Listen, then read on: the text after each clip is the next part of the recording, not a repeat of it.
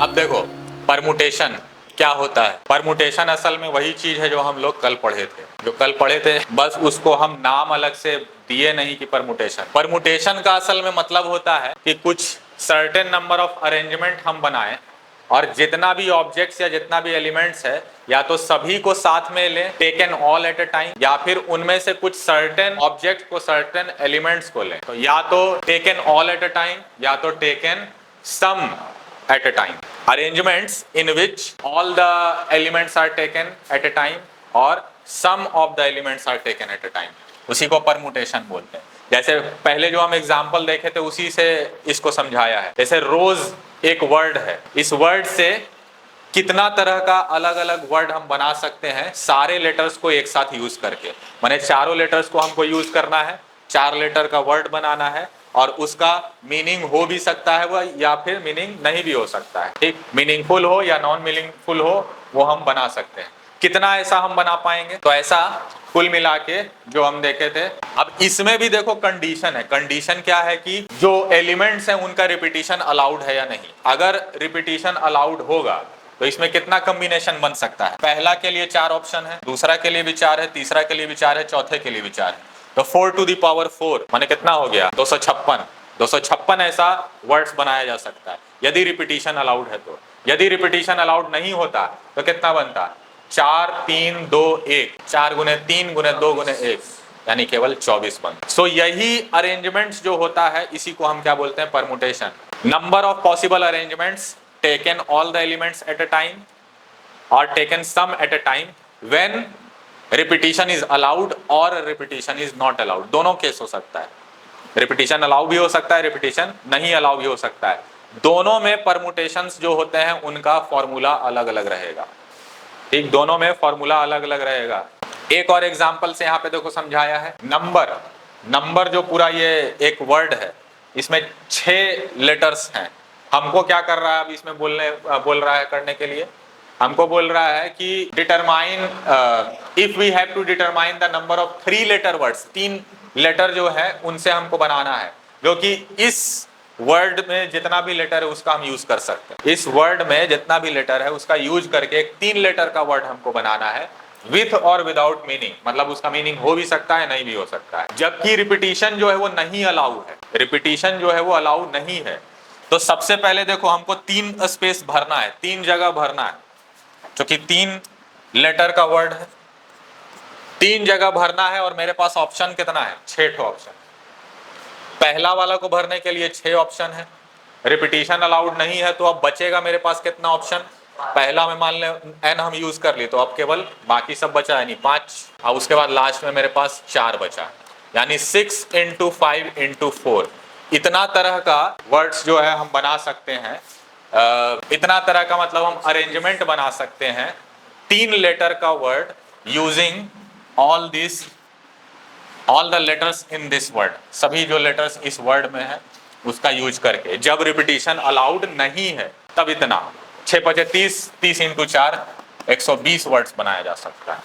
अब यदि मान लो रिपीटिशन अलाउड होता तो उस केस में कितना अरेंजमेंट बनता? रिपीटिशन यदि अलाउड है तो पहला के लिए भी मेरे पास भरने में के लिए 6 ऑप्शन है, दूसरा भरने के लिए भी 6 ऑप्शन है, तीसरा भरने के लिए भी 6 ऑप्शन है, यानी 6 × 6 × 6 यानी 6 to the power 3 that is 216। यानी यदि रिपीटिशन अलाउड है तो 216 ऐसा वर्ड बनाया जा सकता है, रिपीटिशन अलाउड नहीं है तो 120 वर्ड ही बन सकता है। तो ये दोनों क्या हो गया? दोनों परमुटेशन कहलाएगा।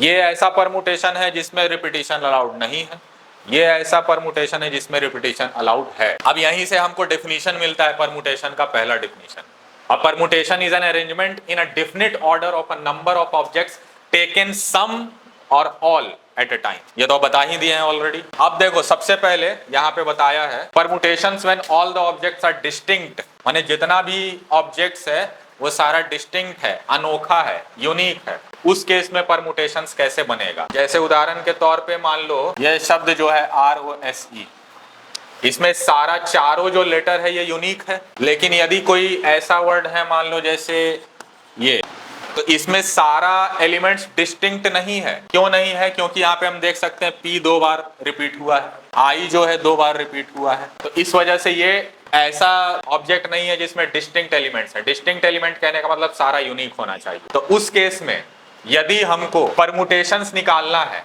n डिफरेंट ऑब्जेक्ट्स में से r एट अ टाइम यदि हम ले रहे हैं, जैसे अभी हम देखे थे जो शब्द था नंबर, इसमें टोटल कितना नंबर ऑफ लेटर्स है? 6 है। इसमें से हमको क्या बोल रहा था? 3 ठो का वर्ड बनाने के लिए। तो 6 में से हम कितना लिए? 3 लिए। तो यहाँ पे देखो बोल रहा है n different objects taken r eight a time. तो n का वैल्यू इस केस में क्या हो गया? 6 हो गया, और उसमें से लेना हमको कितना था? 3। तो r का वैल्यू हो गया 3। तो इस तरह से एग्जांपल से समझ सकते हो। तो permutation of n different objects taken r eight a time when objects do not repeat, जब रिपीटिशन अलाउड नहीं है, उस केस में इसका जनरल फॉर्म जो होता है वो क्या होता है? n into n minus 1 into n minus 2 and up to n minus r plus 1। ये हम देखो अभी तक डायरेक्ट जो है करते आ रहे हैं, डायरेक्ट करते आ रहे थे। हमको लेना था जब रिपीटिशन अलाउड नहीं था, 6 में से 3 हमको लेना था एट अ टाइम। तो कैसे हम लिखे थे? 6 गुने 5 गुने 4 लिखे थे इस तरह से। अब इसको जनरल फॉर्म में हम कैसे लिख सकते हैं? यदि n एलिमेंट्स है तो पहला केस में n हो गया भरने के लिए मेरे पास ऑप्शन। सेकेंड केस में क्या हो गया? n minus 1। थर्ड केस में क्या हो गया? n minus 2। तो इधर से अब देखो काउंट करो, ये पहला टर्म, ये दूसरा टर्म, ये तीसरा टर्म। दूसरा टर्म में क्या है? माइनस 1 है। तीसरा टर्म में क्या है? माइनस 2 है। यानी nth टर्म जो होगा या rth टर्म जो होगा उसमें क्या होगा? यदि rth टर्म होगा तो उसमें माइनस r प्लस 1 होगा। देखो यदि सेकंड है तो 1 है, थर्ड है तो 2 है, माने एक ज्यादा है, एक ज्यादा है ना। तो यदि उसी को जनरलाइज करके हम बोले कि rth टर्म का, यदि हम rth टर्म तक निकालना है तो माइनस r करके प्लस 1 करना होगा, क्योंकि एक ज्यादा रहेगा हमेशा। सेकंड में माइनस 1 है, थर्ड में माइनस 2 है, तो rth में माइनस r प्लस 1 होना चाहिए। तो इसलिए यहाँ पे क्या लिखा है देखो, n into n minus 1 n minus 2 up to n minus r plus 1 last. तो यदि हमको r एलिमेंट्स एक बार लेना है तो लास्ट में क्या आएगा? ये गुना करते करते लास्ट में एंड होगा, जो लास्ट वाला टर्म होगा वो n माइनस r प्लस 1 होगा। और इसी को हम कैसे रिप्रेजेंट करते हैं? इसी को हम रिप्रेजेंट करते हैं ऐसे, NPR। बाइनोमियल एक्सपेंशन जब तुम लोग को पढ़ा रहे थे तो उसमें याद होगा बताए थे NCR, वो कॉम्बिनेशन है, वो तुम्हारा अभी आगे आएगा। वहां पे तो यूज होता है तो इसलिए बताना पड़ा। लेकिन अभी देखो हम क्या पहले पढ़ रहे हैं?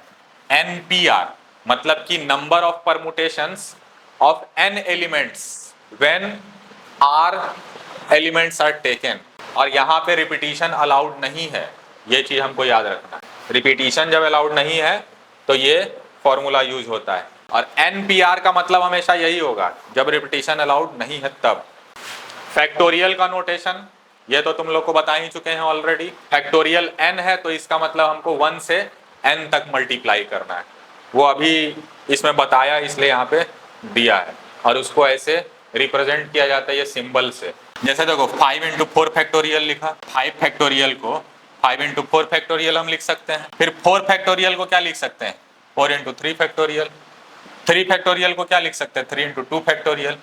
2 फैक्टोरियल को क्या लिख सकते हैं? 2 इंटू 1 फैक्टोरियल। हालांकि 1 फैक्टोरियल तो 1 ही होगा और 0 फैक्टोरियल भी 1 ही होता है। अब फैक्टोरियल को इवेल्युएट करने दिया है, ये सब तो इजी है, ये सब बन जाएगा। हाँ ये तो बन जाएगा तुम लोग का, ये तो बता ही दिए थे फैक्टोरियल।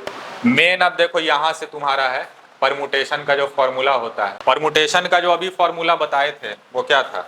यदि NPR है तो उसको हम कैसे लिखे थे? n into n minus 1 n minus 2 n minus 2, और ऐसे गुना करते करते कहाँ तक हम जाते हैं?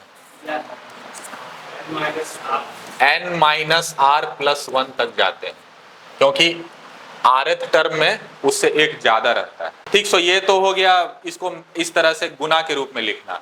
लेकिन फैक्टोरियल के रूप में अब इसको हम कैसे लिखें? फैक्टोरियल के रूप में अब इसको हम कैसे लिखें? तो देखो इसको हम इस तरह से लिख सकते हैं, ये पूरा जो है यहां तक जो आया, यदि इसको आगे हम एक्सटेंड करते जाए तो कहीं ना कहीं तो अंत में 1 आएगा ना। 3 2 1 ऐसे मल्टीप्लाई होते होते अंत में 1 तो आएगा कहीं। तो मतलब इसको हम ये पूरा टर्म है यहाँ से देखो यहाँ तक, इसको हम आगे भी मल्टीप्लाई कर सकते हैं। तो n माइनस आर प्लस 1 यहाँ तक था, मेरा परमुटेशन जो था उसका फॉर्मूला यहाँ तक था मल्टीप्लाई के रूप में। अब n माइनस आर प्लस 1 है तो उसके बाद वाला टर्म क्या होगा, n माइनस आर होगा। इसमें r में 1 एडेड है तो अब 1 ऐड नहीं होगा अगला टर्म में। उसके अगला टर्म में फिर क्या होगा, 1 सब्ट्रैक्ट होगा। फिर उसके अगला टर्म में क्या होगा, 2 सब्ट्रैक्ट होगा। और ऐसे होते होते होते होते वो अंत में 3 2 1 तक पहुंच जाएगा। अब देखो ये पूरा जो है ये असल में क्या है, ये पूरा स्टार्टिंग से लेके n फैक्टोरियल से लेके 1 तक, ये सॉरी n फैक्टोरियल बोल रहे हैं, n से लेके मल्टीप्लाई कहाँ तक है, पूरा अंत में 1 तक है। तो क्या ये पूरा को हम n फैक्टोरियल नहीं लिख सकते हैं, 1 2 3 से लेके पूरा कहाँ तक मल्टीप्लाइड है, n तक, तो ये क्या हो गया, n फैक्टोरियल हो गया। लेकिन यहाँ पे हम एक चीज देख सकते हैं कि हम जो परमुटेशन का फॉर्मूला लिखे थे वो तो केवल यहीं तक था, n फैक्टोरियल बनाने के लिए इतना हम गुना किए हैं। तो इतना यदि हम गुना किए हैं तो इतना डिवाइड भी तो करना पड़ेगा, वरना वैल्यू चेंज हो जाएगा, फॉर्मूला ही गलत हो जाएगा। तो इसीलिए यहाँ तक जो एक्चुअल फॉर्मूला था उसमें हम इतना गुना किए तो इतना ही डिवाइड भी करना होता है। तो अब देखो नीचे क्या हो गया, नीचे यहाँ से 1 तक मल्टीप्लाई हो गया, n माइनस आर माइनस 1 यहाँ से लेके 1 तक। अब ये पूरा देखो ये क्या बन गया, ये n माइनस आर का फैक्टोरियल बन गया कि नहीं, क्योंकि n माइनस आर से शुरू है और अंत में 1 है। या इधर से देखो तो 1 से गुना होते होते n माइनस आर तक गया। तो ये क्या हो गया, यदि ये n से स्टार्ट होके 1 तक गया तो n फैक्टोरियल, ये n माइनस आर से स्टार्ट होके 1 तक गया तो n माइनस आर फैक्टोरियल। तो यहाँ से फैक्टोरियल के टर्म्स में हमको परमुटेशन का फॉर्मूला मिल गया, जो कि क्या बन गया, factorial n divided by n minus r factorial. तो ये हो गया परमुटेशन का फॉर्मूला। कंडीशन यहाँ पे देखो लिख दिया है, क्या होना चाहिए, r n से छोटा या उसके बराबर हो सकता है और 0 से बड़ा होगा। तो ये हो गया मेरा फॉर्मूला, नंबर ऑफ परमुटेशंस जब रिपीटिशन अलाउड नहीं है तब। फैक्टोरियल के रूप में ऐसे लिखेंगे और नॉर्मली मल्टीप्लाई के रूप में इस तरह से। एक और इसमें देखो थ्योरम है, यदि ये जो अभी हम पढ़े उसमें क्या था, रिपीटिशन अलाउड नहीं था। अब यदि हमको अरेंजमेंट इस तरह से करना है कि रिपीटिशन अलाउड है तो उसमें कैसे हम देखते थे, जैसे अगर वो वही वाला एग्जांपल लें, नंबर आई से 3 लेटर्स का वर्ड हमको बनाना है, अच्छे ऑप्शन है मेरे पास, रिपीटिशन अलाउड है, तो 6 × 6 × 6 करते हैं। तो इसको हम क्या लिख सकते हैं, इस तरह से पावर के रूप में 6 का पावर 3 लिख सकते हैं। तो मेरे पास टोटल नंबर ऑफ डिजिट्स या टोटल नंबर ऑफ एलिमेंट्स कितना है, 6 है। यानी ये किसका वैल्यू हो गया, n का वैल्यू हो गया। टोटल नंबर ऑफ एलिमेंट्स क्या होता है, n। अब उसमें से हमको लेना कितना था, 3, तो r का वैल्यू कितना हो गया, 3। तो 6 का पावर 3 है, माने इन जनरल क्या होगा, n का पावर r। यानी यदि तुम्हारे पास n नंबर ऑफ एलिमेंट्स है, उनमें से r को लेकर, r एलिमेंट्स को लेकर तुमको अरेंजमेंट्स बनाना है या परमुटेशंस बनाना है जिसमें रिपीटिशन अलाउड है, तो उसका फॉर्मूला क्या होगा, n to the power r, where n is the total number of elements and r is the number of elements which are taken from n elements at a time when repetition is allowed। ठीक, सो ये formula हो गया एक और। npr जब हम लिखते हैं तो ये फॉर्मूला अलग है, ये फॉर्मूला क्या था, n factorial by n minus r factorial था ये। और ये तब होता है जब रिपीटिशन अलाउड नहीं होता है, और जब रिपीटिशन अलाउड होता है तो उसमें नंबर ऑफ परम्यूटेशंस क्या हो जाएगा, n to the power r simply. तो ये चीज हमको देखना है। क्वेश्चन में अधिकतर समय तुमको लिखा हुआ नहीं रहेगा, ये तो लिखा हुआ रहेगा कि रिपीटिशन अलाउड है या नहीं, लेकिन कई बार ऐसा भी होता है कि लिखा हुआ नहीं होता है। तो उसमें क्वेश्चन तुमको प्रैक्टिस करने से समझ में आएगा कि कहाँ ये फॉर्मूला यूज करना है, कहाँ ये फॉर्मूला यूज करना है। ठीक, सो ये हो गया। एक और इसमें ये बच गया है, जब डिस्टिंक्ट ना हो, ये तो हम पढ़े कि डिस्टिंक्ट हो, एक यूनिक हो, यूनिक ना हो